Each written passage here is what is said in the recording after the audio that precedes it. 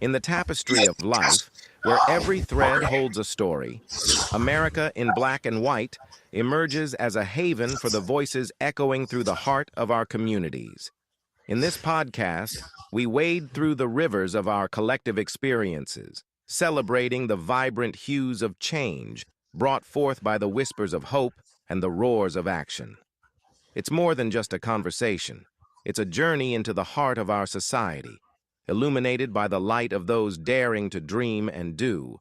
Join us, and let your voice be the melody that guides us toward a dawn where every color finds its place in the masterpiece of our shared destiny.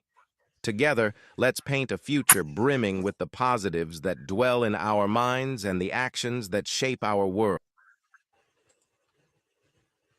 Good evening, ladies and gentlemen, and welcome to another episode of America in Black and White. I'm your host, Charles King. Tonight on America in Black and White, we step into a conversation that sits at the crossroads of innovation, empowerment, and economic liberation. We're living in a moment where technology is no longer just a tool, it's a gateway. A gateway to ownership, to access, to community-driven wealth, and to rewriting the rules of how value moves in our society. For generations, Black communities have been locked out of systems that determine who gets funded, who gets heard, and who gets to build. But ever so often, a visionary emerges, someone who doesn't just critique the system, but designs a new one. Someone who doesn't wait for permission, but builds the infrastructure for others to rise. Tonight, we welcome such a visionary. Frank Newman, known to many as Frank Nitty, is not simply an entrepreneur. He is an architect of possibility, a strategist who seeks blockchain not as a buzzword, but as a blueprint. A builder who understands that the future of economic power lies in decentralization, tokenization, and community-owned ecosystems. From Productive Sphere LLC to the Bitcoin Music Exchange, from the Yellow Door Real Estate Exchange to Blockmark, Frank is engineering a new economic reality, one where everyday people can participate, invest, and prosper. And beyond the technology, he is a storyteller, a cultural curator, the creator of Blue Check, a platform dedicated to honoring the overlooked, the almost there, the second place finishers who shaped culture without ever receiving their flowers. Tonight we explore his journey, his mission, and the blueprint he is building for generations to come. Let's begin. Ladies and gentlemen, let's introduce Mr. Frank Noonan to the show. Hello, Frank.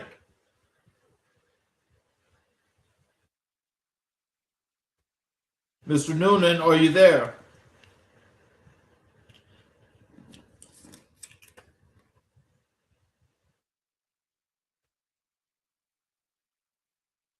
Mr. Noonan, are you there?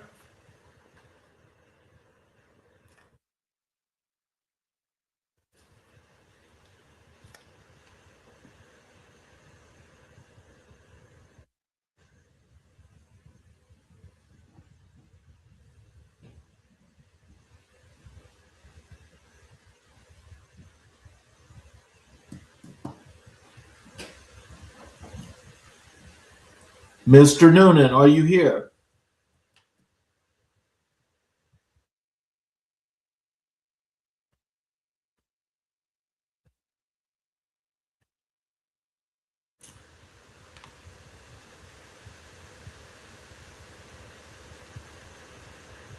Just a second here, ladies and gentlemen. Looks like we've got some.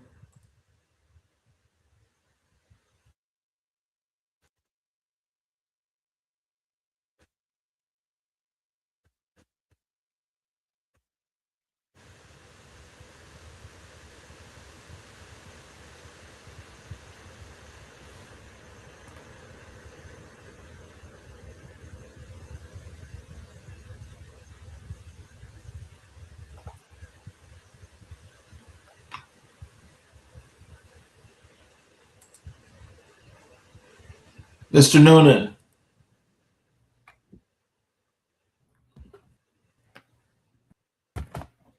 Mr. Noonan.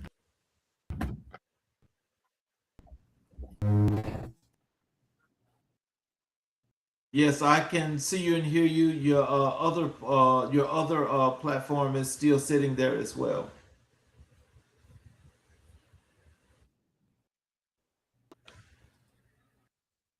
Yes, sir.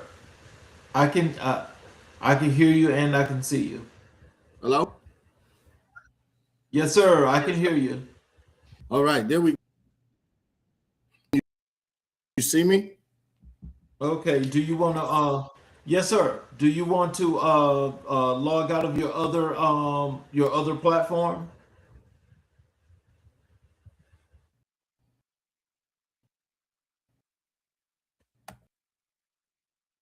Can you see me? Yes, sir. I can see you.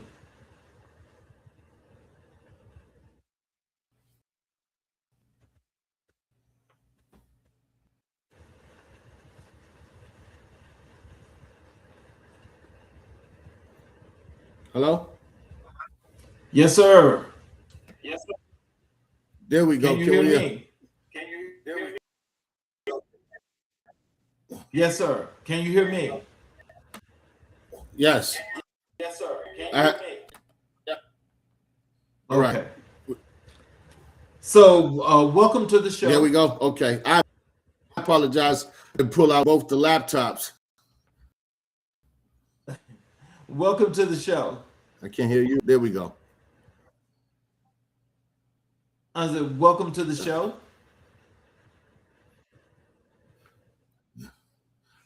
Thank you, my brother. Greetings. So, is there anything you'd like to say to the audience before we get into the show? I'm trying to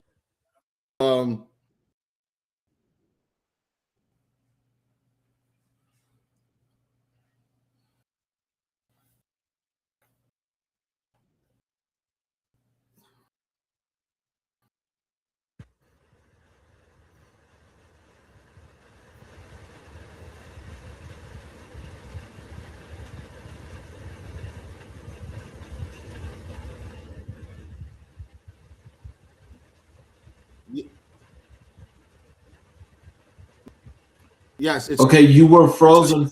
You were frozen for a while. Then you just unfrozen. No. and I'm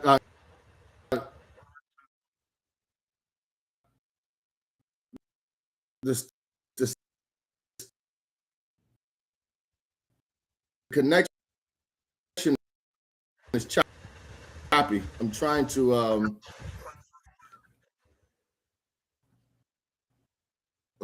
make sure. Can you hear me?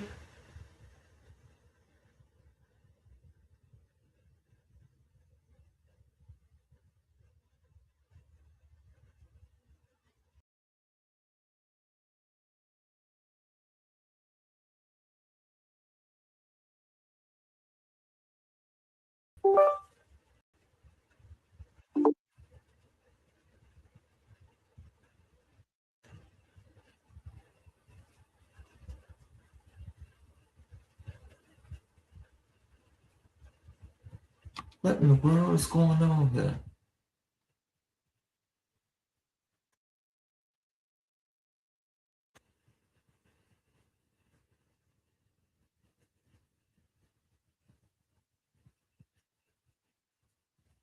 Can you hear me?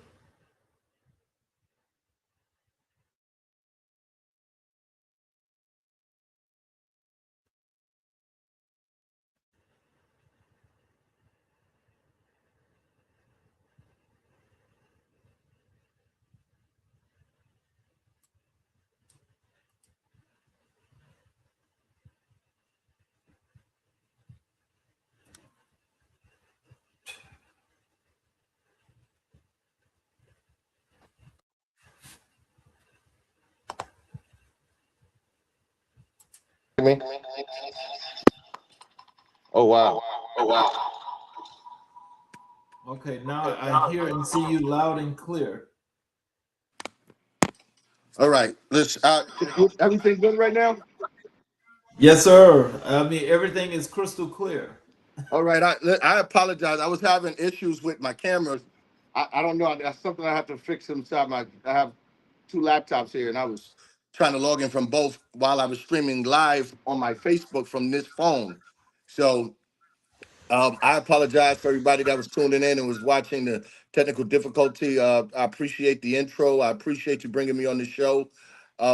And I love what you guys are doing and everything about community and helping the community build and giving them the pertinent information to be able to understand how to move forward in today's society, especially on the financial landscape. So let's get to it, man. Yes, Thank you. sir. Yes, sir. So as we get into it, first, what I would like to do is I'm going to start the interview off where I call this part, your life story and your origin, where people get to know who Frank was before you got to be who you are today. Okay. And can you tell us who was Frank Newman before the world knew you as Frank Nitty? Oh, well, I was a little boy who grew up in the worst project in Harlem in the 1980s, in the worst building in the worst projects in Harlem in 1980s. Um, but I had a mother who was very determined for me to not follow the same footsteps of the environment that I was brought up in and the examples that was directly in my household. So she was determined to make sure I wouldn't fall into the streets. I was a kid who was always above average in math, reading, English, academics, period. But in my area, it wasn't cool to be smart, and especially where I grew up, it wasn't cool to be smart. It wasn't cool to, try to do the right things. So me, like most young men in that time, in that era, I chose a life that is not really a happy ending for most. It's either jail or death or jail. So that's who I was before that. And then, I wanted to be a rapper, but I also, as being a rapper, I felt like because of my street experience and my history, I would be a successful rapper. And I really didn't have too many other plans. I didn't understand money. I didn't understand finance. I just wanted to be successful so I can have a chance to be able to help those in need, and starting with my mother and my family first. So, So, what early experiences shaped your mindset as a builder and innovator? so when I was around 18 years old, I met Jason Ingram. All right. This brother, aka Justice Universal Allah, 5% of nation, things of that nature. And he told me, first thing he said to me was, because he was always trying to talk to me about religion and community building. And I really didn't understand any of that stuff, or nor did I really care, because I didn't, you only know what you know. And this man, Jason Ingram, introduced me to a different way of thinking, introduced me to different books and different philosophers, and just told me that, listen, you're a leader, bro. And what you talking about, everybody's tuned in listening to you, but you're not talking about shit. Excuse my language. And that's what he told me. He Mhm. said, you wasn't talking. He said, you're not talking about nothing. You need to be able to use that power that you have and talk about something, lead the people to something, do something with the God, what God blessed you with. And obviously at that time at 18, that meant a lot to me, but I still couldn't understand it all at that moment in that time. It took me some years to get to this point.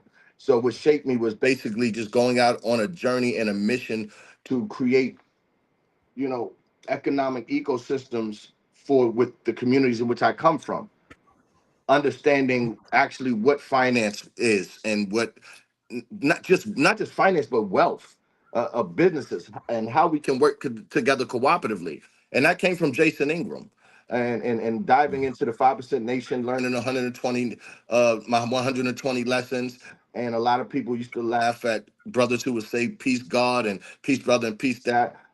So obviously I wanted to learn more, and I evolved. I wanted to learn beyond my first school of thought, which was the 5% nation. So, when did you first realize you were wired for entrepreneurship? I knew that for a long time, because I would open multiple studios or hubs for creators and innovators and things of that nature. And I was always building what I couldn't understand what I was doing at the time. That's just what I was just doing. But I started building ecosystems to where everybody can plug in and cooperatively we can all generate funds together. So, Mhm. and after failing and failing over and over again, because I had to take the time to learn business and I had to take the time to learn how to manage people and learn how to operate in a space that most people from where I come from never get to. And that was the corporate world. So, and once I got there, I realized we suffer in our community from the lack of important information. We get the basic information. So my mother was that drive for me. She taught me how to be an Wow. entrepreneur. She taught me how to think ahead. She taught me how to think differently. She taught me how to go out and generate something and she taught me how to go out and be add something to the world. That's the reason why the company is called Productive House. Go be productive. Be productive. That was her word. Be productive. So between my mother, Jason Ingram, and then my own life experiences of just trying to create space where I can help people. And then you can join John Moot Gibbons. I'm sorry, we can join John Moot Gibbons as well. That's one of the men behind Wu-Tang Clan. If y'all don't know who that is, I've been a part of the Wu-Tang Clan family for many years, um, as well as other brands and companies that I helped build. And just basically to answer your question in a whole, throughout my life, people have placed this leadership role upon me. People have come to me for different answers that I didn't know that I had, and I wound up having. So, what was the first business you ever created, even as a kid? The first business, Mm-hmm. I don't know if we would call it a business, but I would say it was a basket. I wanted to play basketball really bad. I was a bad kid though, and my mother always kept me on punishment. So I had missed trying out for this basketball league to be able to be on a team within the league. And being that I did, I wound up starting my own team. I was probably about 10 years old. And by starting my own team, uh, me and my friend Freddie, Kevin, and we started our own team. And we went to go get our t-shirts, with your team jerseys, and the guy that was Right. in the team jerseys, he was like, "Man, he asked us, why y'all doing this yourself? Where's your coach? Where's your sponsors?" And we was like, "We don't have none." And he was like, I was like, "Won't you help?" And this was on 125th Street, this guy, and he was like, he'll help. So he did our shirts for free, and he became our coach. And that was one of the first. And once I was able to just accomplish that or succeed in that, I always felt like whatever I put my mind to, I can do it.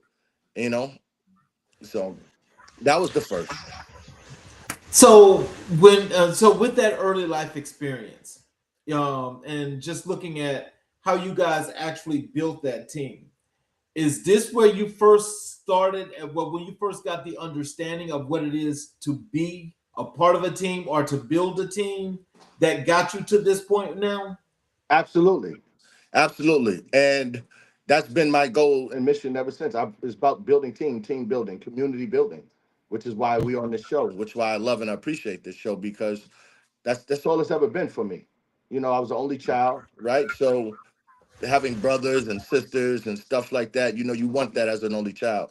So, you know, um, I could never build things, small things. So after that, I've never built anything or created anything that was small. It always involved a group of people.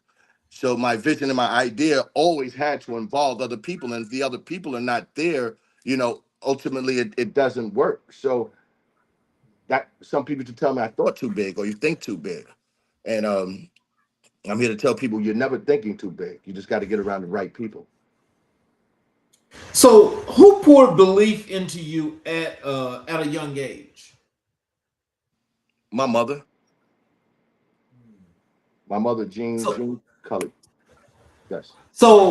how did that go? Because I think when especially when you're young adolescent, especially a young adolescent male, if there's nobody guiding you and giving you some of that encouragement and putting those things into you, sometimes it's a little bit difficult to even think to get to where you want to get. So with your mother pouring this into you, What were some of the things that you learned from her going forward that's made you the success that you are today? Never give up, never quit. Without giving you a long-winded answer, that's what she taught me: to never give up, never quit, move with confidence, believe in yourself, speak your mind, Mhm. and then I stood by those principles. So, what challenges did you face growing up that later fueled your mission? Challenges that I faced growing up, huh? That's a good question. There's a lot of them. You know, let's generalize it a little bit, right? And what aspect would you be speaking? Because I can give you an answer and then it's going to be long, but if that's what we're here for, that's what we're here for. So, okay, challenges growing up, Re- financial resources, right? Mhm. Finances first and foremost, and other challenges was, knowing, knowing what I'm into, having all of the knowledge of what I want to do, so I can Mhm. make the best decisions in it. And that was Mhm. the challenge, not having the knowledge, of somebody who's that I knew for many years, Pharrell Williams. The whole world probably knows Pharrell Williams. He's an icon, and he told me one day we're on the phone. He's trying to get me to come to the studio to do music, and because I wanted to, and I asked him to when we had seen each other, so when we exchanged number, he's like, "Look, all right, Nitty, come through," and I kept bullshitting and. I kept having reasons why I couldn't come. And he just got fed up with me and said, "You know what, Nitty, won't you just get the book on everything you need to know about the music industry?" And I'm like, what? At that age, I'm like, get the book on everything I need to. Like, no, get me a record deal. Get me a studio. Like, that's not helping me. And that was funny because now I would tell somebody the same thing. Like, but at that time I was mad with him. Like, man, how did he think he all that now? He think he better than everybody. He gonna tell me get the book on. So shout out to Pharrell Williams. Well, the one thing that you started out to preface your answer is, I think for a lot of us that have come from underserved and marginalized communities, that finance is one of the things that we always have an issue with. But the key component to that is you mentioned the knowledge. When did you understand that the knowledge to go along with the finance was so important to make your dream work? So I got approached by um, some world leaders. It was started with a sheik of the Temple 14, which is a Moorish Science Temple of America. There was a sheik called Kinnick L, and he started bringing me to forums to like speak my opinion and my voice and be a voice for my communities. And once I started going there, I was invited to more and council meetings and things of that nature. I started meeting all these different people. And long story short, these group of people came and they funded me to help with my mission, which was ghetto government, which we'll talk about that in a second. So he came to me and said, "Well, we want to help you with your mission. We watch your videos online. We people constantly have spoken about you in a good way, in a good manner, and we feel like you're someone that should be a world leader. We feel like you're someone that we can invest in that will actually help his community." So I got funded, all right. And when they funded me with a bunch of crypto assets, Bitcoin assets. And first thing, obviously, when I see the amount that came in, I wanted to spend it. Like, and I'm not, I wasn't gonna spend it on like dumb things. I wanted to actually do what they tasked me to do. And that was like, help build communities with this and change lives. But I couldn't no, I didn't know how to spend it because I was used to the US dollar. I was used to USD and I knew how to earn money. I knew how to hustle and make money. I never understood what money is, and 95% of us don't even understand what money is. So once I spend days of trying to figure out how to spend the money, my girlfriend at the time, she calls Dr. Miami. Y'all know who Dr. Miami is, the surgeon who does the Yeah. BBL. So she calls Dr. Miami because she's like, we're rich, and she wants her boobs done. She calls Dr. Miami and my one of my best friend who was a female, she wanted her butt done. So they collectively called Dr. Miami and say, "Hey, we have Bitcoin assets and we want to get this surgery. And they was like, well, we're not ready to accept that yet. Maybe in the next year, a couple of years or so down the line. All right. So once they did that, they was able to confirm, oh wow, this is real money. We looked on the IRS website and it said, oh wow, all digital currency is lawful money. All right. So when we started going on that journey of trying to figure out how to spend Bitcoin assets, cryptocurrency, that's where I started getting the pertinent information, learning what assets is, what a trust is, learning how to utilize a trust, learning the difference of assets, learning the difference between private and public. So it all came from trying to understand what I had to help the people and build a community. So look, there's a comment here in the chat. I'll put it on the screen for you. Okay. It's from Taya Gaillard. She says, it says, I need a good faith starter investment. A good faith starter investment. Yeah. And her second comment is, she says to send her some, I guess some of the Bitcoin. Well, so what you would, first of all, contact me. We'll have a way for you to contact me, and we could begin to talk about any type of funding. I'm pretty sure we'll probably get into that at some point of what my company does and what I actually do. So, thank you, Tanya, for even watching and tuning in, and we'll have a conversation about that. So, how did your environment influence your desire to build systems, not just businesses? I was, like I said, where I grew up at, growing up where I come from, Polo Ground Projects in the 1980s, the middle of the crack epidemic, in the worst building, we call it Vietnam. I realized these people actually never, once I was able, my mother married someone and brought me to Virginia. And when she brought me to Virginia and I started to experience life other than what I was used to, I started getting sad. Literally at like 14 years old, I remember crying because I was like, my friends might not ever have this chance and this opportunity. As I'm driving down the road looking at green trees or grass, I'm in my front yard, my backyard, and I thought about all my friends that would never make it or don't have an opportunity to see it and share what I am able to share and what I'm able to see thanks to my mother and my stepfather at that time. So I looked at the American structure. Right? We know America is two Americas. You have the American Republic and we have the United States American Corporation. And when I look at the American Corporation, I look at the financial structure and how it's set up. And if people really wanted to know how it's set up, if I told you that the government is right above the people on the totem pole of power and wealth. It's the government is right above us, but below corporations. So you have world banks who fund smaller banks funds corporations, corporations funds the government to give the monopoly on force over the people. So I just followed the traditional blueprint. And once I realized and learned that Bitcoin was the foundation of the monetary and banking system, I realized all industries was open. It's a blank canvas. It's time for creators, entrepreneurs, developers to start painting pictures now because it's wide open. And that was the whole purpose of Bitcoin and the Bitcoin blockchain. It was to give the wealth back to the hands of the people. But people are losing right now. We'll talk about that though. Yeah, so Ms. Gaylord got two other comments that she just put in here. The first one on the screen there is reach one, teach one. And then she says, wish it. I'm sorry. It says she's from the projects of Alabama. Respect. And then this one is from Mr. Neely. He says, "What a blessing! Continue the excellence."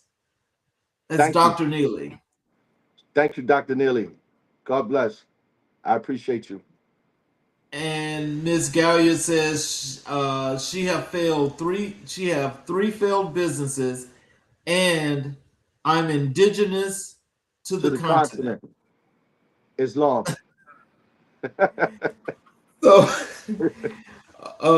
So what was the moment you decided that you were going to create your own lane?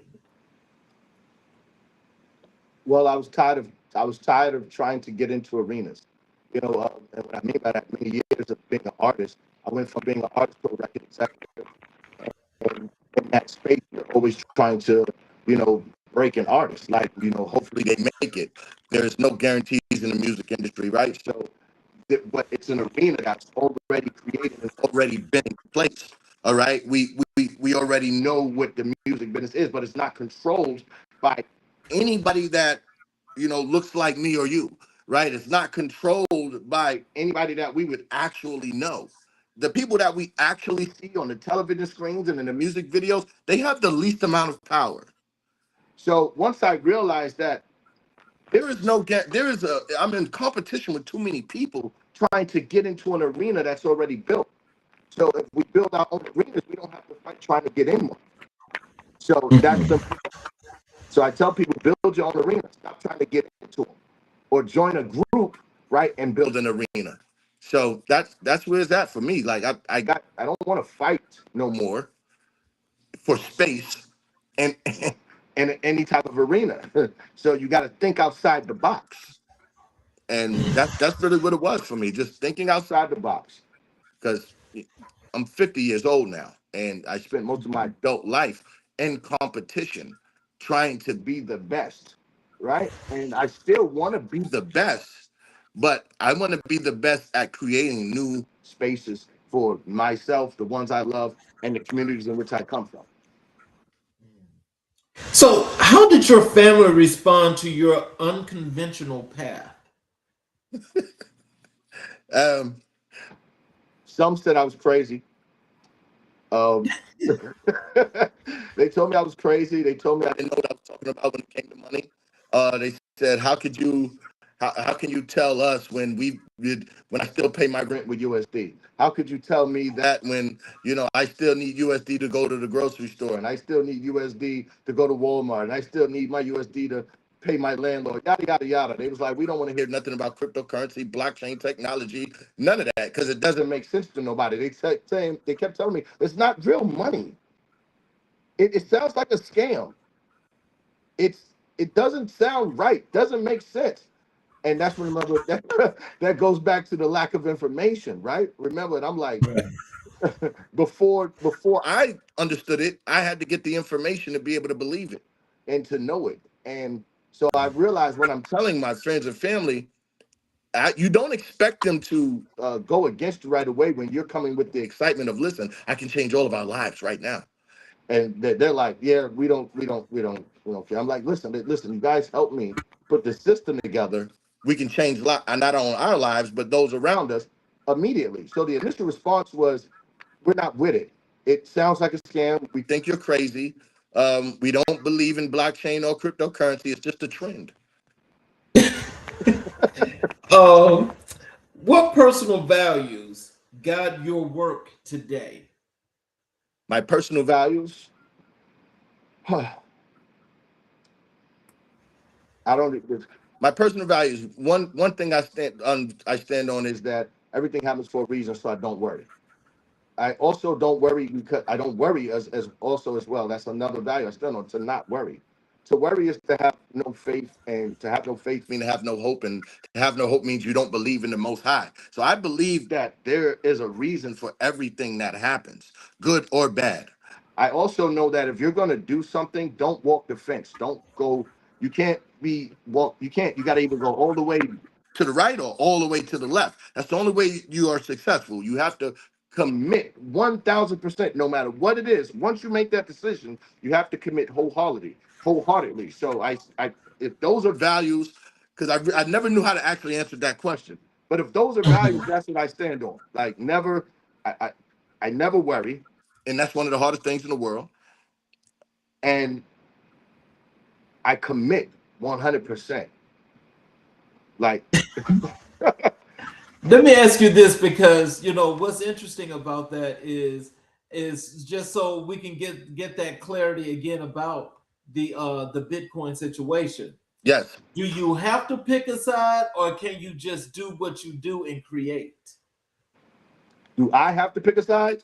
Well, no, when you say you either have to go to the left or to the Oh, right, right. do you have to pick a side, or can you just do what you do and create? Yeah, yes, you can. Yes, anybody. The commitment is what you're doing. All Right. right. Don't go halfway, or don't do it and be like, ah, but I don't want to. You know, Right. the best example, and this is probably the worst example, but the best example I can give is Pablo Escobar. Um, let's name some others. What's the other guy? You just name some. Let's some kingpins, serial killers, serial rapists. All of these guys, they are actually successful in their goals.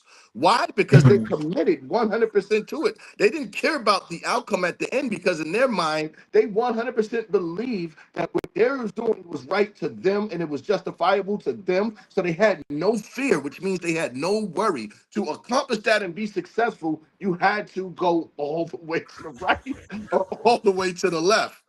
So no matter what you create or what you decide on in life, you have to commit. You can't give it 5%, 2%, 7%, 70%. You have to give 100% or you will not be successful.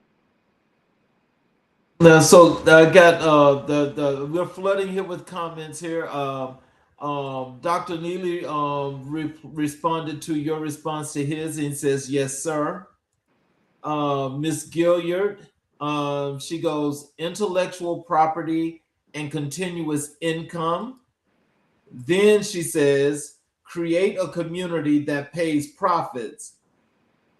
So I guess through their platform support and use that revenue to reinvest and earn cryptocurrency. Then we have a comment here from Pat Kelly, Pam Kelly, that says yes, never give up, never worry. Then Miss Galliard is back again. She says all or nothing. And she says scared money don't make no money. Absolutely. So Yes. So let's transition over to your entrepreneurship and productive fear LLC. Yes. Um, so can you tell us what inspired the creation of Productive Fear LLC? Um, the what expired and inspired it was, like I said, when I first got. I'm trying to pull something up as well. When I first started in this space of creating cooperative economic ecosystems, it was I needed cooperation from other businesses, other entrepreneurs to work with me. All right, because the key to for people who like, hey, I got a great network. Well, let me tell you something. Blockchain technology is will take networks to nations. You can build a nation on blockchain technology with just your network. So how that works is I'm able to put your business on the blockchain, right? Tokenize your business, make it divisible to where anybody from anywhere can buy fractional shares of your business on the global exchange. All right. And as productive spirit, we're the ones that's going to tokenize that business, for tokenize your business, place you on the blockchain, fund your business with the Bitcoin assets to start accepting payments and currency because you have to move the currency around for the currency to have value for you to be able to utilize it. And the traditional forms of finance, like credit lines, things of that nature. And I'm gonna give a couple of examples. And we spoke about this before we even got on the call. Um, so what inspired it was needing businesses and to work with because at first I wasn't thinking about me building a business to do it. It was just about myself. Like, hey, I can do this for you. And then I said, you know what? I have to build a business model. And then when people wasn't working with me fast enough or didn't believe or didn't want to hear it and couldn't understand it, I started building different businesses and created my own ecosystem. So Mhm. that's what inspired it. Uh, the real inspiration was a Tom Ford. I got on a call with Tom Ford, not Tom Ford. Tom Ford, through a good friend of mine, Cassandra Reynolds, Cassandra Hall, she changed her name. I'm sorry. So Cassandra Hall, she got me on the phone call with Tom Ford. Tom Ford said, yes, because of the connection, he's willing to help me in any way possible. So I sent him over a link of my wallet and what I wanted to do with the assets. And he looked at it, he said, you got a lot of assets there. He said, the only thing that I need to see from you guys is activity. He said, I don't see enough activity. You have a shit ton of money that we can verify and see that it's there, but it's not moving. So he said, if you want me to, he's a leading in crypto development in the early stages, as far as not development, but housing development. So he was building Mhm. houses and communities utilizing cryptocurrency. So that was the reason for the call. And he told me that I needed activity. So in order to create activity, the assets have to move. All right. It has to sit behind the business. The business have to accept payments. So that was what ultimately like really inspired productive sphere. So it's the nervous system in my Bitcoin block. It's the nervous system of my blockchain network, of my hybrid blockchain network.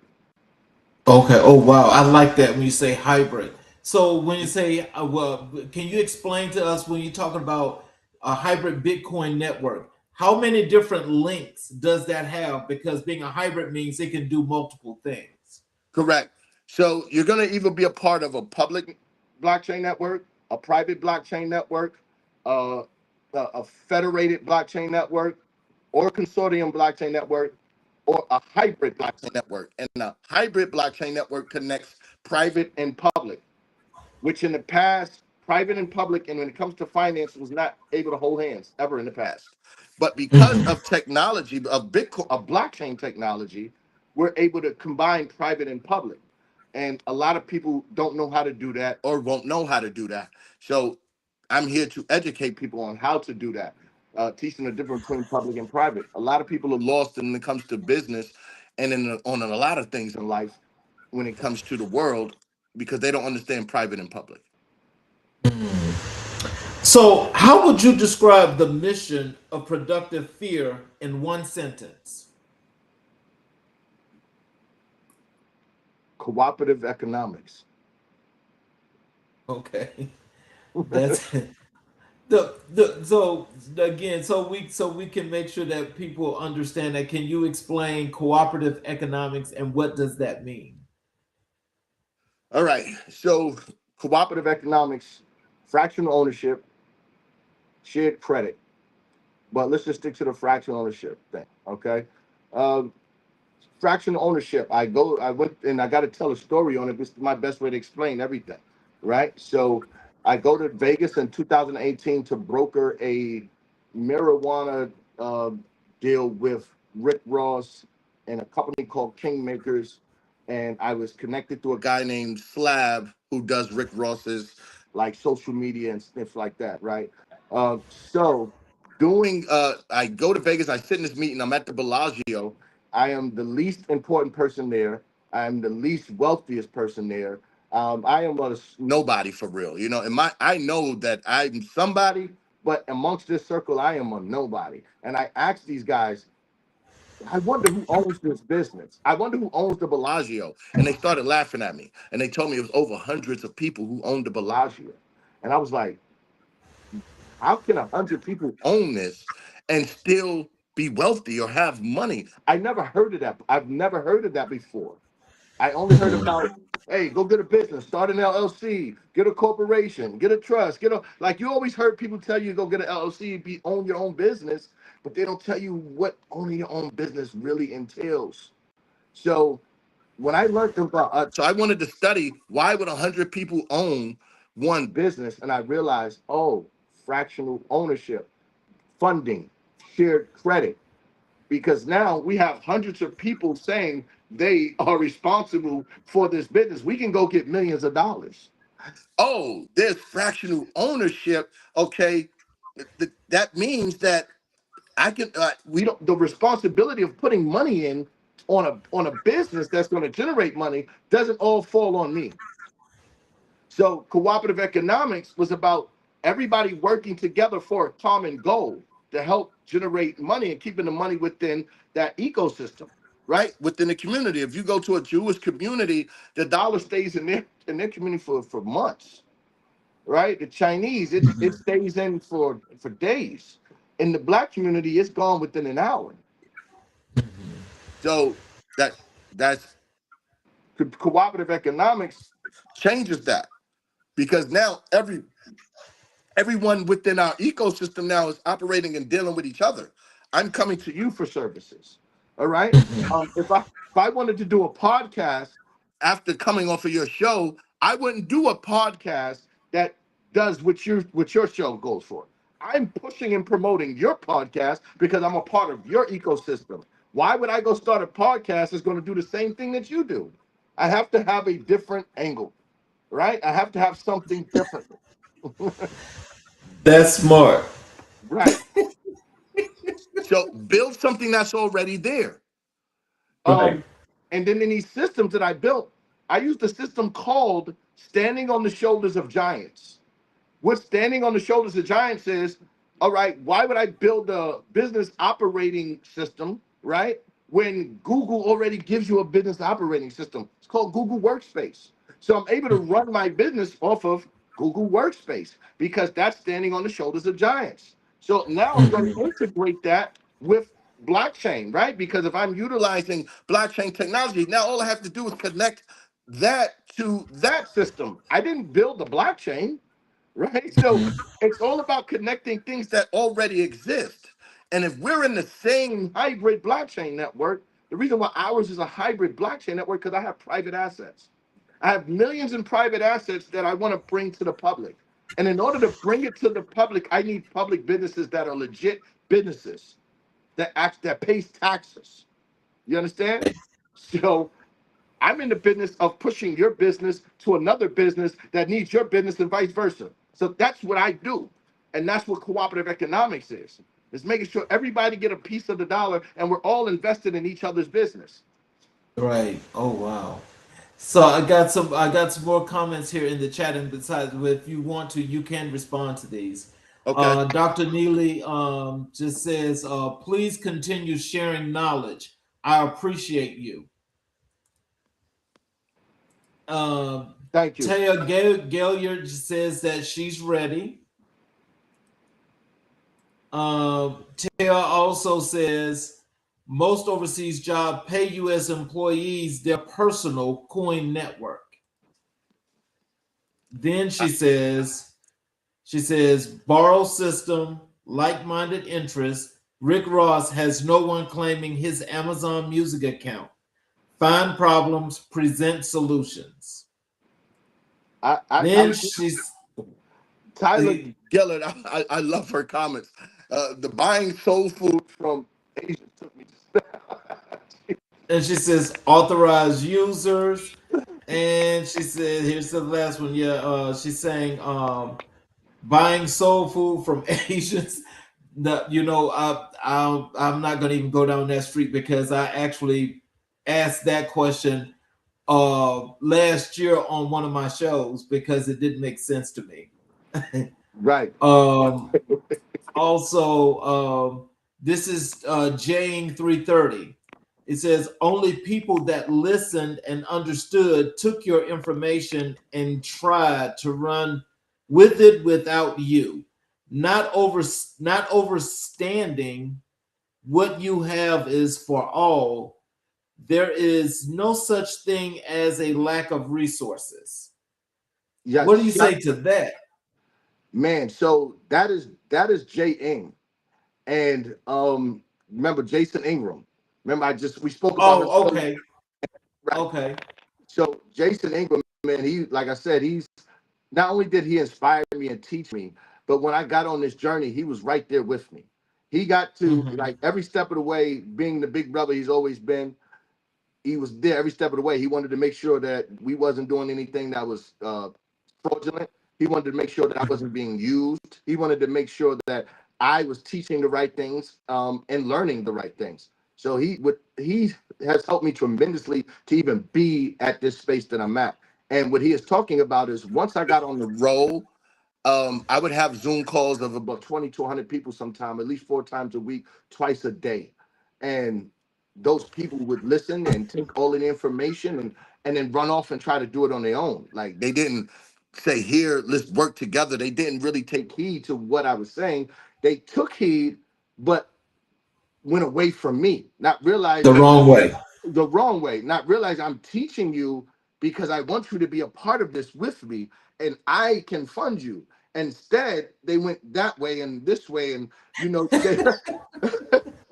and they ran into brick roads. They ran into walls because they like, oh, I don't know what to do now. Then now everybody's coming back now like, hey, Frank, hey, Nitty, What was you saying again? Listen, can we work now? And now I'm too busy.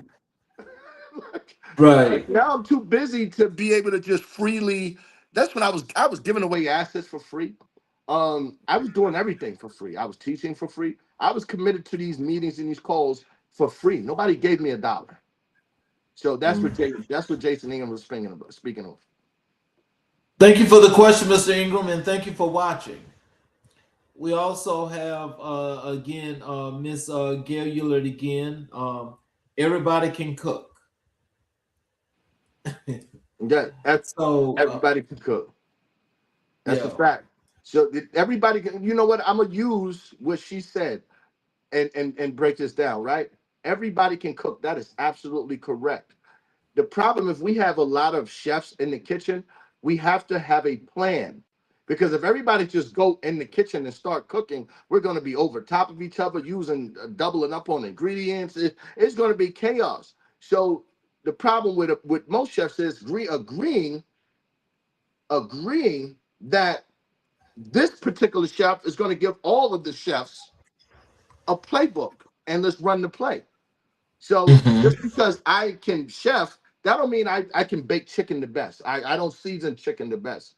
But guess what? I'm gonna prepare it because you are the best chicken preparer. You know how to cook the chicken the best. But so what I'm gonna do is prepare the onions and the seasoning and the size for you, right? I'm not gonna be Mhm. arguing and debating about who cooked the chicken. let, let, let me help you cook this chicken. Let me clean the dishes. Let me clean off the counter. Let me throw away the scraps. Everybody has to have a place. And when it's your turn Yes. to be the lead chef for your recipe to be what's on the menu, that's when everybody switches roles again and make sure that your recipe is completely and done the best way possible. So yes, Right. everybody can cook. I love that concept, but instead of the that using the cook scenario, you have to go old school. Is that there's too many chiefs and no Indians? Absolutely, absolutely. And that's it's simple and plain. You Yeah. I used to use the football analogy for team cooperative economics because a football Right. team is cooperative economics. Yes. You understand? There's 11 Yes. positions. There's three teams on one team: special teams, offense, and defense.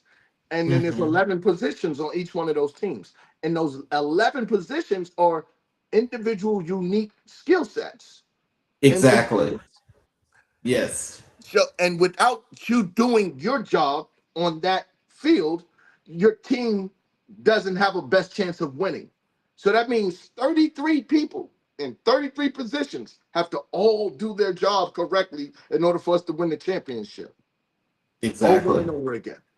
So So, what problem were you trying to solve when you built this company? I was trying to help transition the everyday person from the traditional form of finance to the new world of finance, from the stock exchange to the blockchain.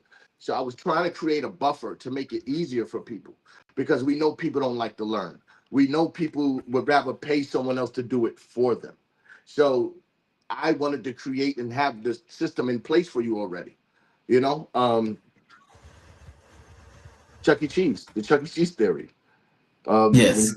Remember we talked about it. When you go to Chuck E. Cheese, you put your dollar into the machine. It kicks you out Mhm.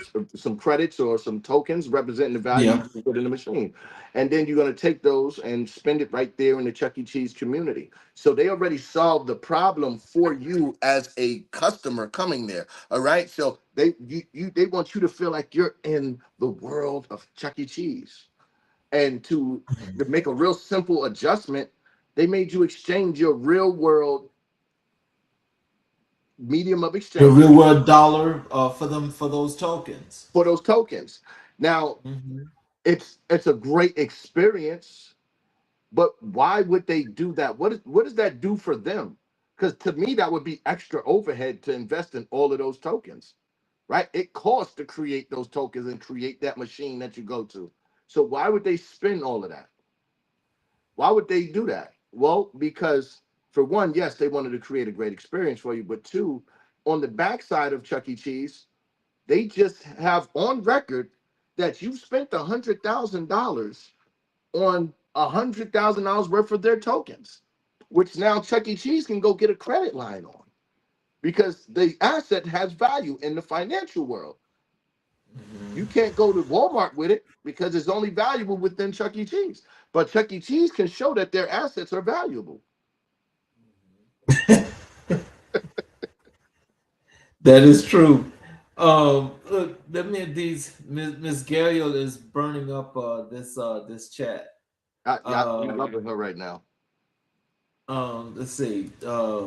Here she says she shared this twice because prior to that there was one that said 100%. Then she says totem pole change of command. As this when you was talking about cooking in the kitchen and breaking down the positions. Mhm. And this last thing that she just put in here is she's developed a guide to teach elementary kids crypto. Yes, Oh, that's awesome, and I would love to connect with Miss Gillett about that because that's something I was thinking about wanting to do.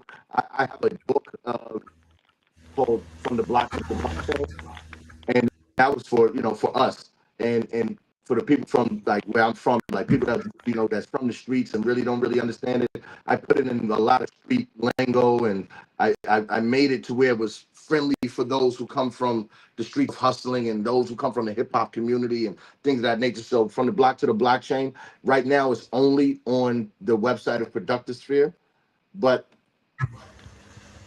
other than that, hold on, let me see.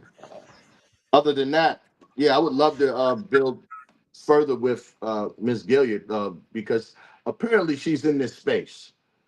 yes. Apparently This she's in Chuck this E. space. Cheese sells nostalgia. Yes.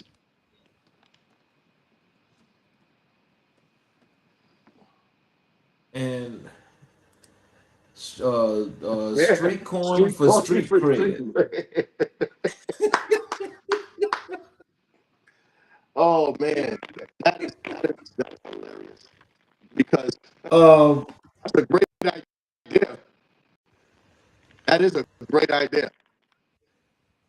so can you tell us how does productive fear differ from traditional business models? How does it differ? Okay. Mm-hmm. For one, it's a hybrid blockchain network. You don't have many of those. You don't have those at all. So what we're doing is we're taking your business, which our target is small and medium sized businesses. Mm-hmm. Market there because all of the Fortune 500 companies are already on the Bitcoin blockchain, and then some of the large and the medium size are already integrating and moving that way. So ours is the medium size and smaller market, and for those guys, what we are able to do is put them in a space where they're able to accept cryptocurrency now for payments, but their funding is private. We're able to give your company value once you buy into our system. We're able to give you value. So what I mean by that is I can once you're coming to our network, your business can probably only be worth $200,000. That's what your annual reports say. But if I believe in your business or one of my Bitcoin blockchain advisors have put you through the system and they've talked and consulted with you, by the time it gets to me, I'm able to say, okay, based off of what they told me and the information that I have, let's put $1 million into their wallet for their business. So now you're going to have a wallet address with $1 million of assets in there. So now your business is worth $1 million. You understand what I'm saying? So that's what we do Mm-hmm. differently. Yeah, you don't have a traditional business that does that. By us being a hybrid blockchain network, we are able to do that. So So, what does productive ecosystems mean in your world?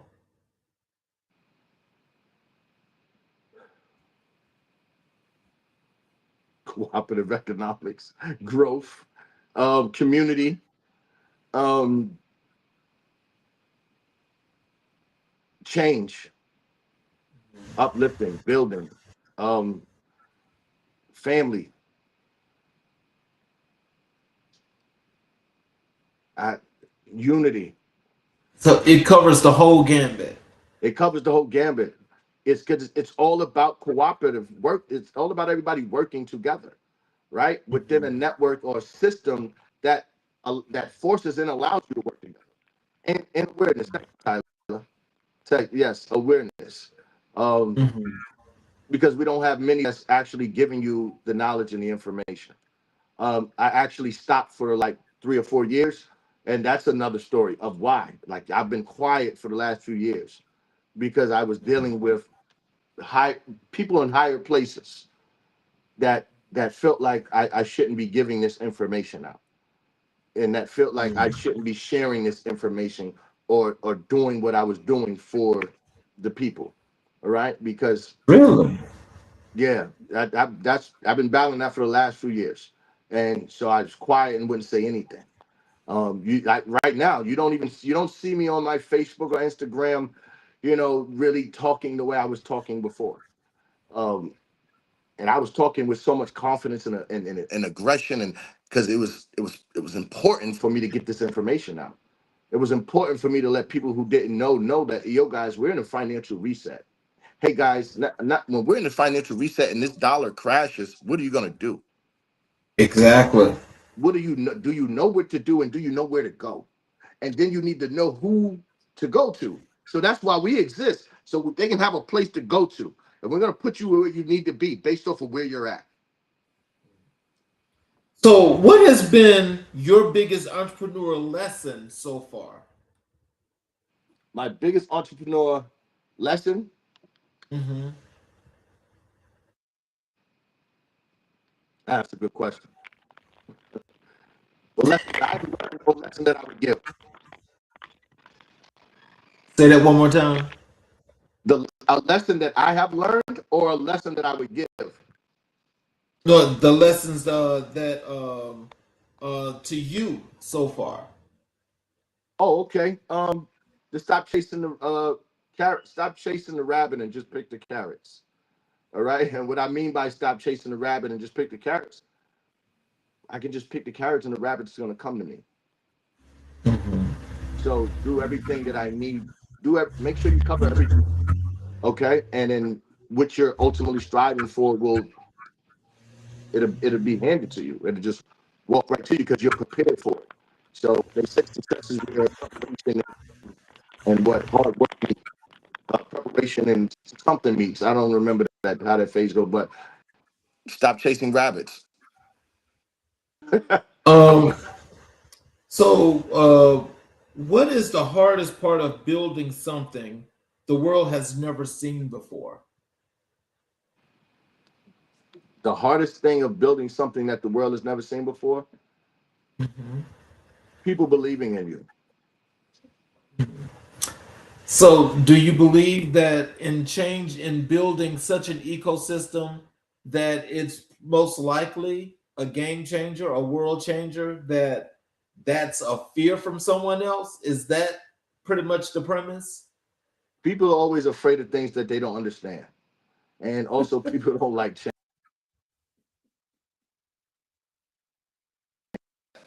Yeah, and then it's hard to explain something. Hold on, am I there? Did I freeze, guys? Yes.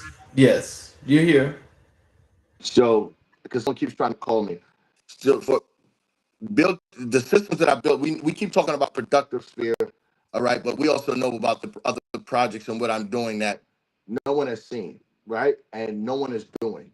And in that, it was actually convincing somebody that I knew what I was talking about because they have nowhere to reference what I'm doing for them to understand that. Mhm.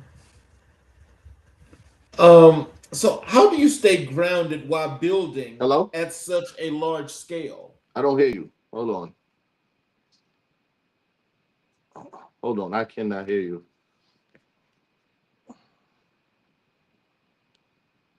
Can you hear me now?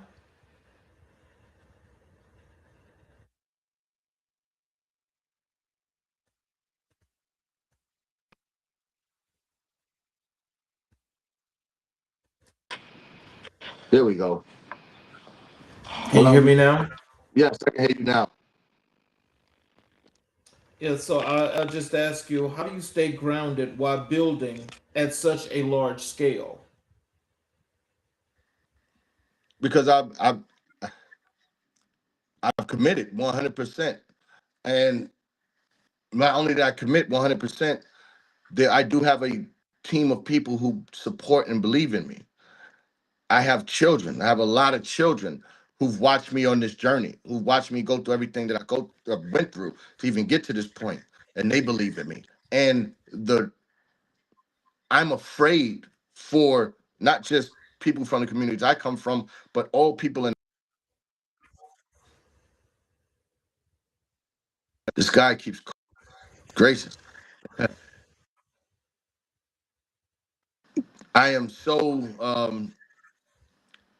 I am so determined to help out people because I know what's coming, and what's coming is sad, right? From 1929, we had the Great Depression. They can talk about 2008 being a depression time and the stock market crash. That was nothing. But 1929 to 1934, we're going to see that again, right? Because people already don't have money. People are already struggling. People already don't understand finance. So when the system crashes, people are going to freak out. And then once they understand that their money is no longer valued or mean anything, what they're going to be running like everywhere, and they're going to be running into traps. There's going to be people waiting for them to take whatever last bit that you have because they know you don't know what to do and where to go. They know you don't have no information on it. That is when the scamming and the schemes will be at an all-time high. If you have a wallet on your phone, don't tell nobody what you got because they're gonna beat you up and take your phone. And they kidnapped a guy for his wallet passphrase in New York. Did you ever see that on the news? When they kidnapped the guy in New York, had him up in the No. apartment, and made him give up his 12-word passphrase, which had millions of Bitcoin in the wallet. So, and that was last year. Wow. Mhm. So what's coming, it's crazy. For those who don't understand, Mm.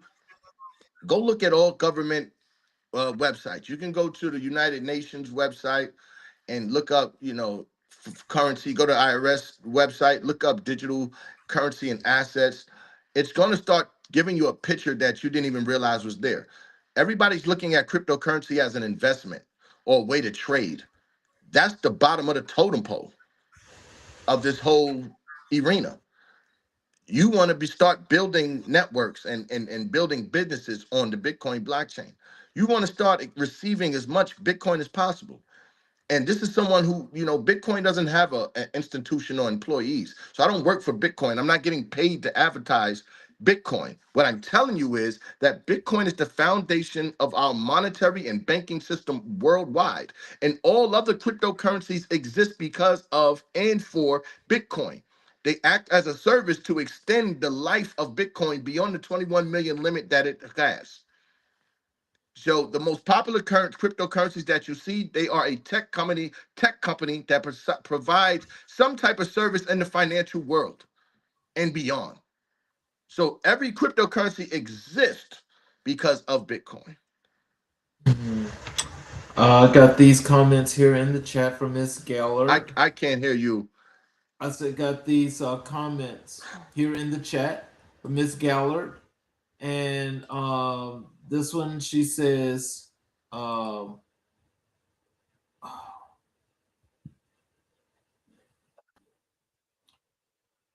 ooh, I don't know what's going on. I can I hear you now? Can you hear me? yeah, can you hear me? I can hear you now. Yes. Just done these comments. Here is there's that one. She says awareness, and here she says virtual resonance, and people love real testimonials. And she says stay grounded by releasing the echo for the greater good. And she's predicting the year of 2030. as when you talk about the collapse of Bunny, she's predicting 2030. Now, me, I like to always be prepared, right? So I'm looking at the financial world right now. It's crashing right now. I'm also looking at the giants, BlackRock and Vanguard, the number one, number two asset management companies in the world. They are buying the most Bitcoin. They are buying it. Michael Saylor, he's buying all the Bitcoin. Donald Trump and his sons building all the Bitcoin. These different countries that has adopted Bitcoin. So for me, it's crashing right now. It's very important that our people get on it right now. Don't wait to 2030 of what they're telling you and predicting of when it will crash. You have to get prepared right now and get implemented right now, because that's only 4 years from now. Mind you, Bitcoin came out in 2009 and it was less than $1 to buy in 2009. Now we're at what, 90 some thousand, 70 some thousand. I don't even keep up with the pricing of it no more because I know it's going to continue to go up no matter how many times it drops. I know that the major industries are the ones controlling the market. It's called market making. So I, the stock market is crashing as we speak. You know how many businesses and corporations have gone out of business? It's a couple of things I want to say, and I know I shouldn't say because I know what I went through a couple of years ago. But all I'm going to say is research Coinbase, where most people are opening their crypto accounts.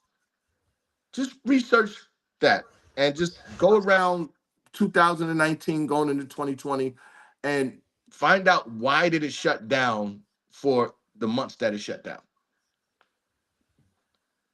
Well, can you answer this question for us? This is from Miss Galliard, and I'll put it there on the screen.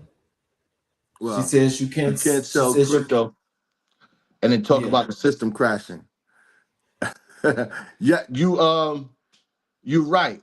If you're talking about the crypto system crashing, you can sell crypto, which I'm not into the business of selling crypto.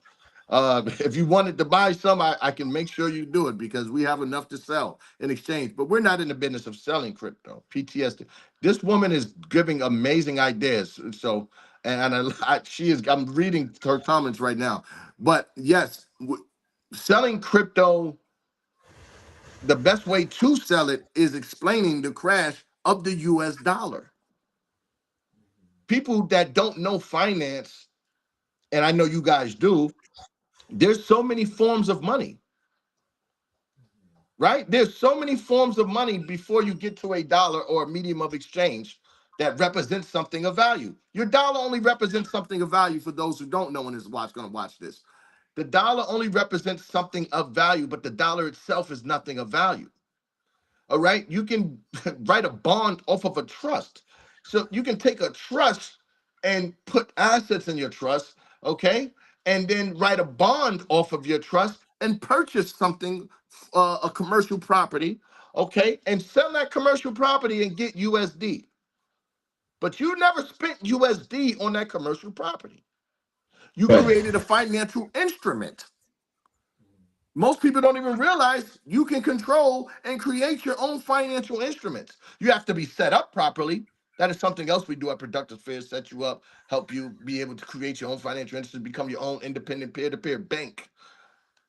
So yeah, man, be prepared. That's what I would tell people. And Miss Gellert, I love your ideas.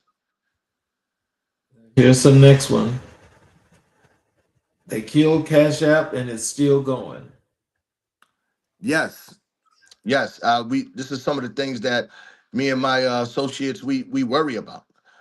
For some of the things that we created, we like, ultimately being in these positions, we are scared. I'm gonna be honest with you guys. I'm scared. I've been scared. Like I'm just coming back to where I'm like, I have to do this because my family and everyone who supported me for years, I can't run from it now. That's why when you invited me on the show, it was like perfect timing of what this next phase for me is. I'm about to spread the word. I'm letting people know. And you're the first. I started with you. This is the first show that I've done. Most everybody else want to talk to me about the old music stuff and the street stuff.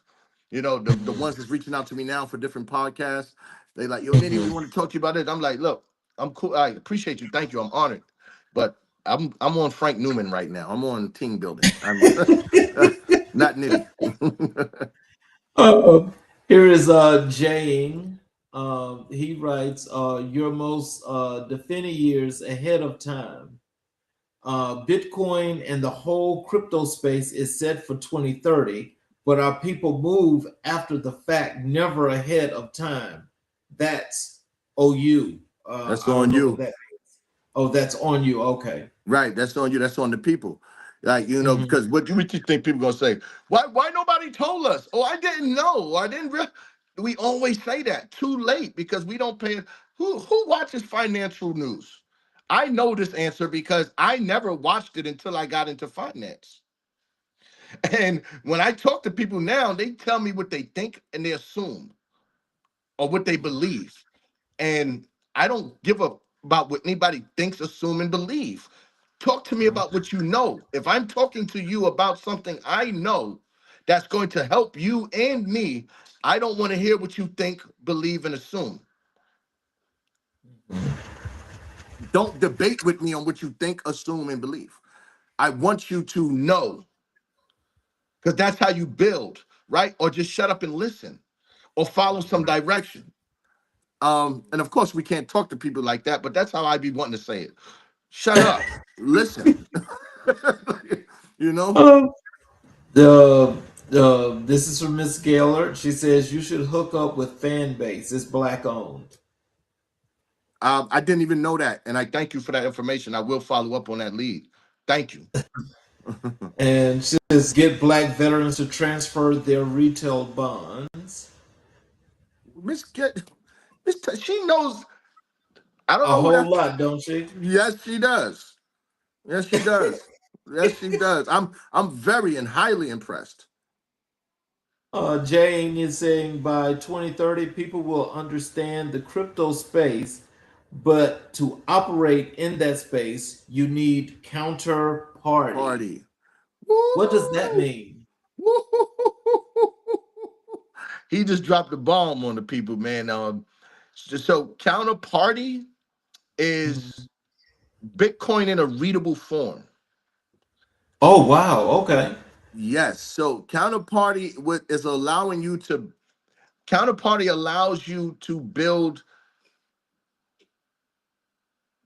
wealth. Counterparty, how can I say it? Like the best way to describe it without being long-winded, I try to use as less words as possible, but sometimes I can't. Counterparty is the smart contract inside of Bitcoin that already exists. So where Mhm. Ethereum is a cryptocurrency that has smart contracts for you to operate and execute business, and XRP is the transaction fees. Counterparty is the actual Bitcoin is Bitcoin in readable form. So when people say how is it Bitcoin and you always call it counterparty, well, if you take Bitcoin and you shatter it, you're gonna have a bunch of satoshis. It takes 100 million satoshis to make up one Bitcoin. So when you Mm. shatter a Bitcoin, you'll be left with a bunch of satoshis. So what does that mean for people who don't know what I'm talking about? If you had a dollar and you want to change for a dollar, you're gonna get quarters, pennies, nickels, dimes until you add up to a dollar. Okay. Right. And that is what Satoshis is. So you'll take Satoshis now and you can create currency. So off of Bitcoin, you have counterparty, you create your own currency. So that means everybody can create their own currency, but you have to have Satoshis. So in order to have Satoshis, you have to have a shattered Bitcoin. Well, you're probably not going to have that now because that process was done in 2014. In 2014, they burnt a lot of bitcoins. So a lot of bitcoins got burned, and which means we shattered them. And when they shattered the Bitcoin, it created Satoshis, and certain world leaders and people in positions of power were able to get all of those Satoshis, create currencies representing different governments, different corporations, different movements, and their money are sitting on the DEX right now. And I'm one of those individuals who was blessed to be funded with it, and I can help like I've been speaking of. I can help businesses, communities. We can build together, but it's a cooperative work. You know, I can't do it by myself just because I have it. Just having it means nothing. If we go back earlier into the interview, we talk about Tom Ford. And It has to active. move. It has to be active. So So let me just this right here, as I'm listening to you, and I'm gaining some knowledge here, but I still need to get that information to learn. yes, But this is what these are. Here's two suggestions here from your favorite girl. okay. She said, create Create. Obama coin. You know that will burn the roof, right? Yeah, man. And Woo. PTSD coin. She that yeah. These are. She needs to do it. You do it, and we'll jump on your team. You know, this is where we talk about cooperative economics. This is your intellectual property, and I believe in it off rip, especially the PTSD coin. You know how many people will buy into that right now? Exactly. Or the Obama coin. Yeah, the Obama Uh, coin is hilarious. I don't even know what angle she would be going at, but just the fact that she would even think about that is hilarious. since we And support the don't U.S., so direct the perceived value. correct. We you know in 2020 the world stopped using the US dollar. It was 40% of you, less than 50% of use. It was actually at 40 in the world because China had pulled away, Russia had pulled away from it, Brazil had pulled away from it, the different countries in Africa had pulled away from it. So the use of it had slowed down. And that's why they came and was able to create BRICS. Remember when they announced BRICS, the new currency? Mhm. It was like $500 to $1 US. So that should have opened people's eyes right there, but it didn't. Uh, so when the use of it becomes less and less, the value of it becomes less and less. We are our own banks now. It's about peer-to-peer banking. You don't need a emitter. I can never say that word properly. Emitter. How do you say it? Emitter. Intermittent. Inter, oh my God. Intermediate. Oh, Intermediary. intermediary. Intermediary. Right. You don't need a third party intermediaries. I don't know. I struggle to say that word. That is my mission for the night. I'm going to practice that word. I can never say it. But that is what Bitcoin and cryptocurrency is for, specifically Bitcoin. Bitcoin is the money for the people. It's also the one world government, guys. And this is from Jane. Says we need a team, not competition. Yes, absolutely. That's what we've been looking for the whole time, a team. Definitely not competition. I'm reading My President is Black and My Coin is Too. Um, Fear is Fuel. Absolutely. Fear is Fuel. Icebreakers are just icebreakers. I like that. So she's put something about earn shattered Bitcoin through AdSense revenue and a social movement. Wow. Yes. Yep. Okay. There's a lot of conversations to be had based off of this show today and the comments. Yes. This is from Jane here. You said, wow. On the Queen comment for veterans. Oh my God. Yes, the PTSD coin. Yeah, that is amazing. Um I'm gonna tell you why he said, oh my God. He's working on a Mm-hmm. project that he came up with that kind of is very similar and to what she is speaking of. So I don't want to dive into it because that's it's not my place to. But he's working on it. So that's why he was like, wow, oh my God. That means the creative minds think alike and Yes. and forward thinkers think alike. So But yes, sir. Yeah, that you're right. There's definitely a lot to go on from this. Wait a minute. Let me take this off the screen. And let me just move on here to. Can you what advice would you give to entrepreneurs who feel overlooked or underestimated? It's so cliche to say never give up, right? But I overlooked. If you're being overlooked, that means you're not doing something to stand out. Um, and you what did you say? Underappreciated, Underestimated. underestimated. Use that as fuel. Like for those who underestimate me, I use that as fuel. All right, I empower myself with knowledge because knowledge is power. The more I know, the more powerful I am. So that's what I would give you. Like, and arm yourself with all knowledge and data that you can. What does success look like for productive fear in the next 5 years?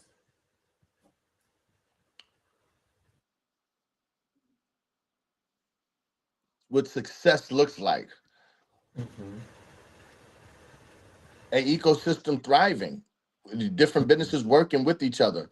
You know, when I said it was the nervous system, it's because the nervous system is the highways and byways of the body.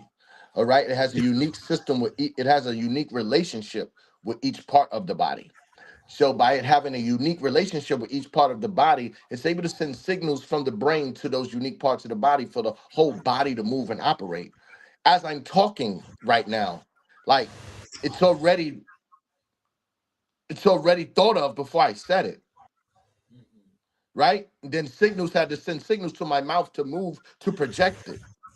Right. That's a cooperative economic That's a cooperative ecosystem. Mm. So let's delve a little bit deeper into your work here as a blockchain strategist. Yes. Um, so can you tell us when did blockchain first capture your attention? First captured my attention in 2020, blockchain. Mhm. And when it first captured my attention, I wanted to learn what it was, and I learned it was a transparent ledger. Um, I learned that, I started learning that I can tokenize things. You can get married on the blockchain. You can buy a house on the blockchain and sell a house on a, you know, that's blockchain was everything when I learned it. Like it's just a faster way to receive data. It's the most secure way of operating, right? It's especially the Bitcoin blockchain. It eliminates a fraud, right? You can't fraud the blockchain. That's one thing about it. You can't fraud a blockchain. You know, so yeah, my 2020 is when I first got into blockchain and learned what blockchain technology does. It allows a business to be independent and be a peer-to-peer distributor, a peer-to-peer banker. It allows you to be independent, all right, and it allows you to be able to store data and never lose it. It's never there, especially if you keep up with your hash, your transaction hash. All right, so and it'll always be there. So, what misconceptions do people have about blockchain technology? That it's a scam. That is a fraud. That's the biggest misconceptions. Or they're scared of it for whatever reason. They don't understand really what's the purpose of it because most people don't care about what the stock exchange is unless it's about investing. So the blockchain is nothing but the stock exchange, right? That's just the new place where you would, put tokenized real life assets at on the stock exchange, which where we have all of the bonds and the documents of real life assets, all right, of things of value, and you buy, sell, and exchange it.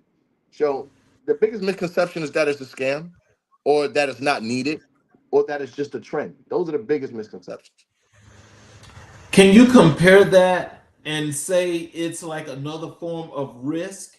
And if so, how do you help people to ease them into the point of understanding how that operates? So when you come to me, which why I'm a blockchain strategist, and most people don't know that I am the founder of Productive Sphere. They're going to learn that here, but as the founder, I am one of the world's first Bitcoin blockchain advisors, which allows me to be a blockchain strategist. So I'm going to figure out all the different ways for your company to earn value and build value utilizing the blockchain and utilizing assets, creating trading programs and systems on the backside of it. I give you a back office or help you set up a back office, um, and teach and just automate the process of trading, tokenizing, the value, um, what we call what you call it, a dispenser, right? Which is the new payment, is the way I'll create payment operating systems for you. So I'll create dispensers for you to accept payment for your services. So if you wanted someone to pay you for every time that they watch this show, and you wanted to charge them $10 to watch the show, they would hit a QR code, right? I'm gonna load your wallet up with the Bitcoin assets, and they're gonna hit a QR code, boop, and they're gonna send Bitcoin to your wallet, and it's gonna automatically send them the allotted amount that's programmed in the dispenser. It's gonna automatically send that to the client, and the customer is going to send it to make payment. So they do an exchange and then they make payment, and it's all automated. So it sounds like a lot as me saying it, but QR code for exchange, QR code for payment. You're going to start walking into businesses, brick and mortar businesses, and they're going to have two QR codes for you. All right, and you're going to do an exchange, and then once you do the exchange, now you make a payment.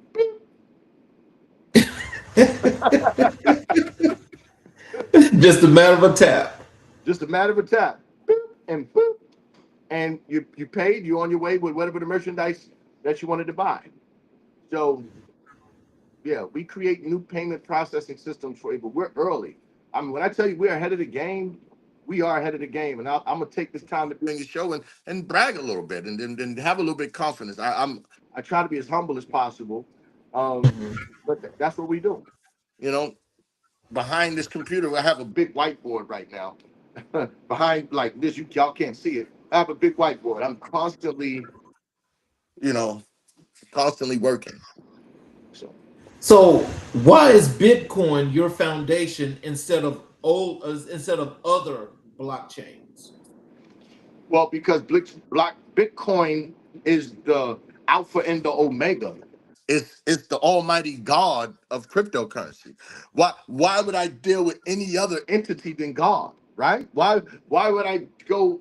You can't get around God. You can't get over God. You can't go under or up. Like so, I'm gonna deal with God. And right now in this space, and not just now, but for the hundreds of years to come, forever, how many other years to come, Bitcoin is the foundation. Everybody's gobbling up Bitcoin. The other cryptocurrencies that have value, they're going to have value because they beat people to the punch of a technology of a technical service. So Ethereum, which is the second most popular cryptocurrency, it's because it does what we call smart contracts. Because Bitcoin has a limit. So if I want to do business and I don't really have Bitcoin, I can utilize um, Ethereum smart contracts, and I can build on Ethereum. But Ethereum will never be Bitcoin, and Ethereum is based off of Bitcoin. Right. You understand what I'm saying? It's there to extend the Right. life of Bitcoin. So I want Bitcoin, and I would tell everybody, go get you Bitcoin. That's why. That is the alpha and omega. You can build all the blockchains you want. You can jump on all of the new trends that you want. But Bitcoin is where you need to be. Or you need to create a Web3 type of business. When you create a Web3 type of business, you're able to receive Bitcoin and all other cryptocurrencies of value. But I'm gonna tell everybody, set your thing up for Bitcoin. Because now you control the terms of how you get paid, people. Bitcoin is what you want So to get paid in. So you can leverage it, not exchange it. Don't give up your Bitcoin. Stop cashing out your Bitcoin. Leverage it. Put it in a trust. Contact a broker. See, this is why they need blockchain strategists. Because everybody is buying crypto, they're holding it in the wallet, waiting for the value to rise and cash out. Stop giving away real assets with value for dollars that they don't care about or is not being used or is being devalued. The dollar is being devalued. I would happily pay you for your Bitcoin right now. I would happily Exactly. say, if you tell me you want to cash out your Bitcoin right now and you want cash, let's go. I will happily do it because now you got cash that you're going to spend and it's going to be gone. And I have the asset that's going to constantly grow. Think about it. So here's a comment from Miss Gaylord. She says, "Earn shattered Bitcoin. I guess that should be through AdSense revenue in a social movement." She's smart. And of course, she's my president is black and my coin is too. I love that line. And she says, "Share coin." And this is from Jane. The wealthy people in the world don't do anything but manage other people's money. Absolutely. Absolutely. That's why BlackRock and Vanguard are who they are. Give a Exactly. coin. Give a Wow. coin. Wow. Wow. And She's dropping a lot. She's dropping a lot. yep, She's dropping a lot. Don't rejection share is the stuff with everybody. Please. I thank you and appreciate it. And I'm honored that you trust us to share these great ideas because these are great ideas. My mind is already racing. Um, so hopefully we can communicate at some point, however we can. But great seamless ideas. automation and success. Yeah. And confirmation of the ecosystem. Uh, blockchain reality, different dimension. This don't know who to trust. These are strangers talking about strange concepts. That's Well, yeah. I I, think I, when go ahead. no, guys, what you gonna say? I'm sorry. No, I was just gonna say when she was talking about blockchain reality, different dimension. I think that goes a lot entail with what you were speaking of the different dimensions, as in how functionalities of the ecosystem works. Mhm. And and just when you think of that, and I think if you kind of like have a real understanding of how that works, it kind of tells me that you can make this, as you say, you control your own money and you can make your own process or whatever have you. This says to me that it just say in creating your own currency, Mhm. when you create your own currency and you've got that power to actually do that, what that says to me is that as the change goes, that means more of the rise. But as you say, building that team and getting a whole bunch of people on board is what makes it stronger. Is that the case? Absolutely. Okay. So here is, and they can promote loyalty discounts with QR codes. I don't know what to say other than she's so on the money with like almost everything she's saying. These are great Ooh. strategies and tactics and information that she's given. Bitcoin has Sell, PayPal, Cash App, and And Karma Pay. and Oh well, wow. yes, that is true. Even SoFi. SoFi, if you guys don't know about SoFi, same thing with them. Like, but that's every institution. So I'm gonna give y'all something and a nugget. The system is crashing. It's going to crash, and it's not gonna be later. It's gonna be sooner than later. I can't give you a date or a time. I predict sometime in November. Okay, because that is normally the fourth quarter for banks, right? And then the fourth quarter is all banks' first quarter. So preparing for the next year is what all banks are doing in that fourth quarter.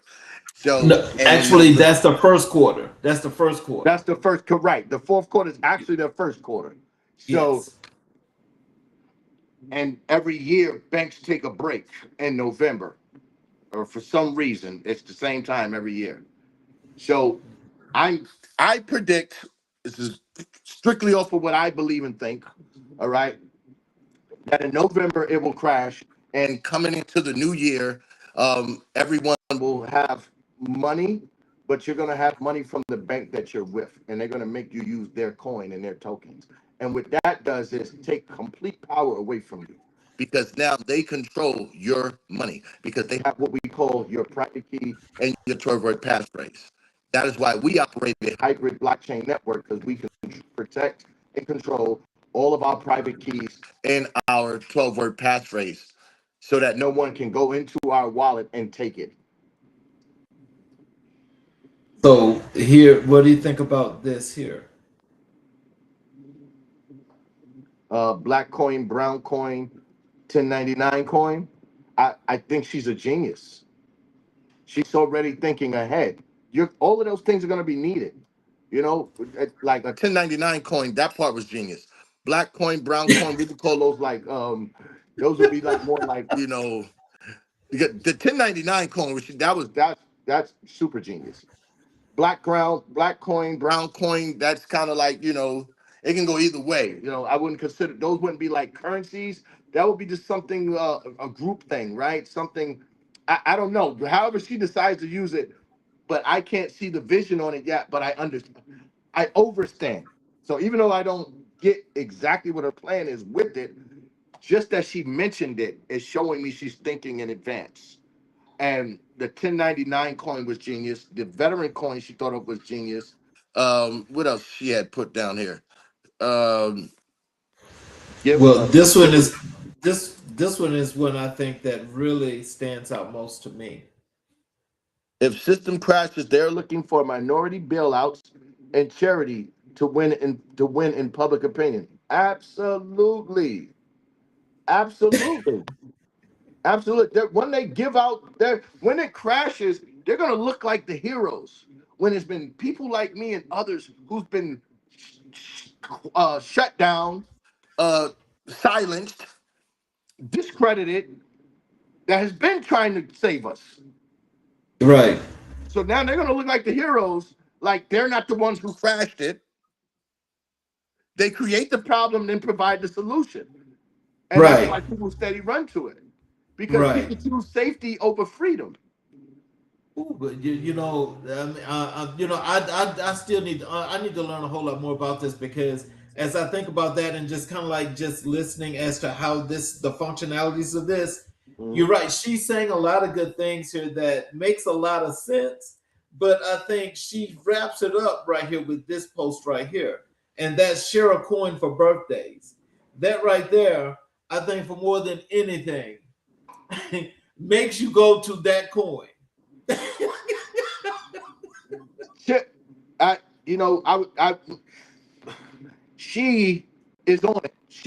That's how I came up with the projects I came up with, such as Bitcoin music and things of that nature. Right. Years ago, I went and got the URL. I wound up losing the URL. I got the URL for $20. I tried to get the URL back after going through the battles I was going through, and it's like it's extremely too much. I couldn't afford to buy the URL back. So I had to create a new URL, and that project right there, it changes an industry. It's an industry disruptor. And Jane says she's cooking. Yes, she is cooking. Shout out to Jason Ingram again, man. My brother, I love you. I'm glad you tuned in.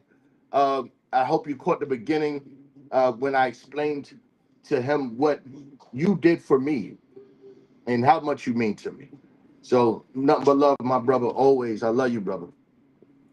As soon as you get digital assets, you get tangible assets. Nitty has the whole blueprint.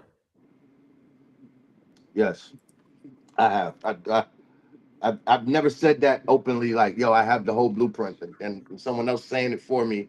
I appreciate them for even saying that for me, because I do, right? And it's very hard to say that to people.